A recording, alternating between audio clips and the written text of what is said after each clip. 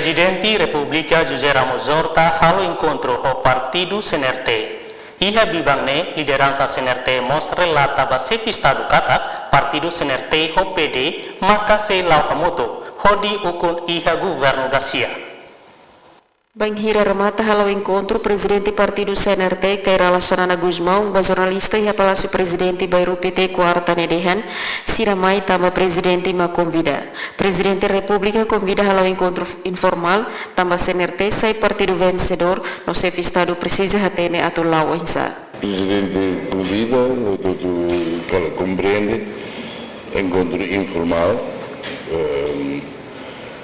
Informal também, a CNRT sai nesse partido vencedor. É bem, vai, troca impressões.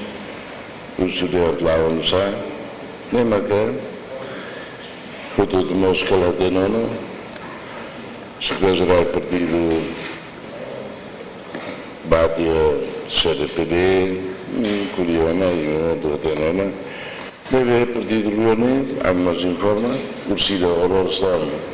Usi PD, liderança PD nem se mais sobre presidente, mas nem sei informal. Formal Orosne